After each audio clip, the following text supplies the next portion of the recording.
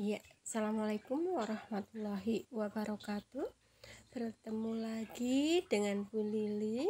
Kita masih belajar bersama, tapi kali ini kita belajar bersama mengenai mengasah kreativitas dengan cerita pendek. Kalian sehat di rumah ya? Alhamdulillah. Mari untuk mengasah kreativitas dengan cerita pendek ini yang akan kita bahas bersama yaitu tentang definisi, pembendaan dan ciri-ciri teks cerpen. Yang kedua, unsur pembangun teks cerita pendek. Yang ketiga, simpulan unsur pembangun cerita pendek beserta buktinya. Yang keempat, struktur dan aspek kebahasaan teks cerita pendek. Dan yang terakhir, penyusunan teks cerita pendek berdasarkan struktur dan aspek kebahasaannya. Namun untuk pembelajaran kali ini, tujuan pembelajaran yang akan kita capai bersama yaitu tentang memahami dan menjelaskan struktur teks cerpen yang dibaca atau didengar.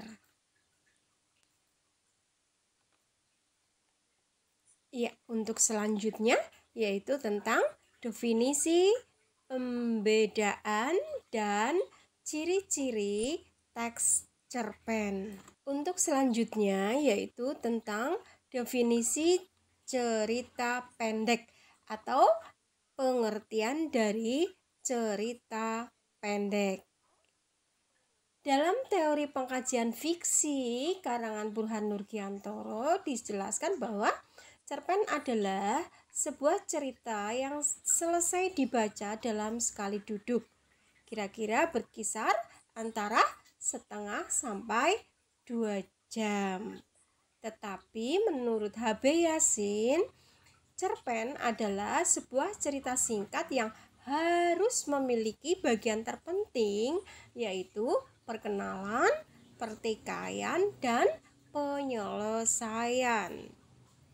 Tetapi menurut J.S. Badudu, pengertiannya tentang cerpen adalah cerita yang hanya menjurus serta terfokus pada satu peristiwa saja. Ini tadi definisi atau pengertian cerita pendek dari beberapa tokoh.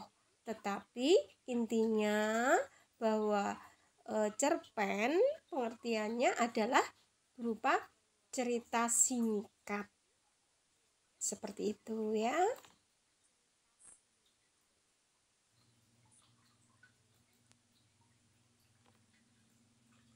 Ya, sedangkan pembedaan cerita pendek atau cerita pendek itu dibedakan berdasarkan panjang pendek dan berdasarkan tema dan isi. Cerpen berdasarkan panjang pendek itu dibedakan menjadi cerpen sangat pendek, cerpen panjangnya sedang, dan cerpen panjang. Sedangkan cerpen berdasarkan tema dan isi itu ada 3, yaitu cerpen anak, cerpen remaja, dan cerpen keluarga. Ya, kita lanjutkan yaitu tentang ciri-ciri cerita pendek. Adapun ciri-ciri cerita pendek itu panjang karangan lebih kurang 10 halaman. Ciri-ciri selanjutnya habis dibaca sekali duduk. Yang ketiga, hanya ada satu peristiwa yang menguasai jalan cerita.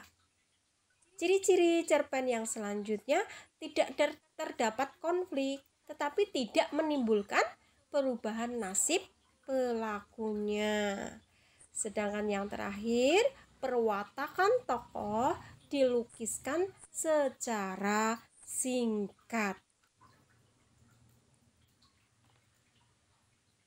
Pembahasan selanjutnya yaitu tentang unsur-unsur pembangun teks cerita pendek.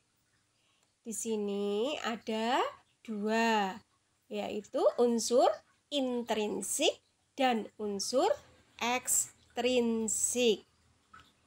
Unsur pembangun intrinsik atau unsur intrinsik adalah unsur pembangun cerpen yang berasal dari dalam cerpen itu sendiri.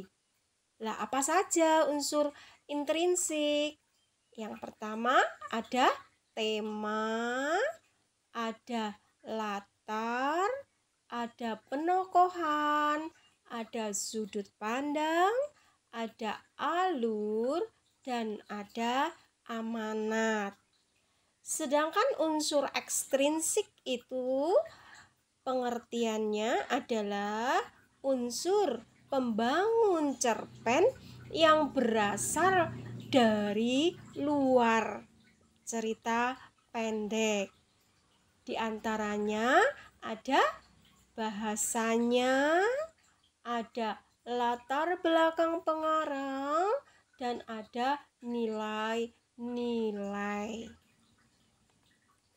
Selanjutnya yaitu tentang simpulan unsur-unsur pembangun teks cerpen beserta buktinya. Di antaranya hubungan antar unsur pembangun dalam cerita pendek dan bukti keterkaitan hubungan antar unsur pembangun dalam teks cerpen.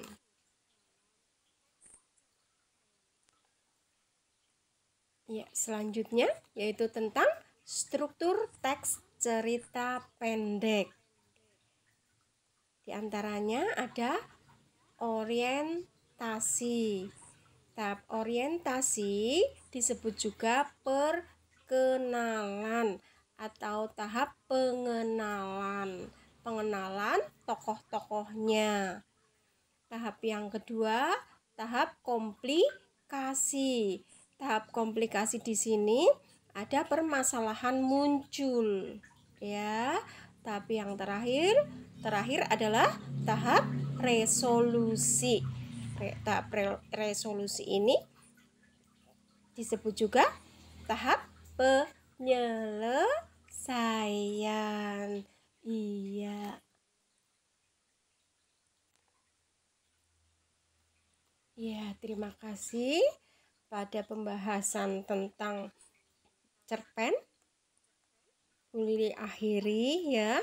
Besok dilanjut lagi di pertemuan yang akan datang, yang tentunya akan lebih detail lagi. Sebelum Bu Lili akhiri, Bu Lili pesan di rumah jaga kesehatan. Sekali lagi, tetap jaga kesehatan, tetap juga jaga protokol kesehatan. Tetap jadi banggaan kedua orang tuamu. Terima kasih. Wabillahi taufiq wal hidayah. Wassalamualaikum warahmatullahi wabarakatuh.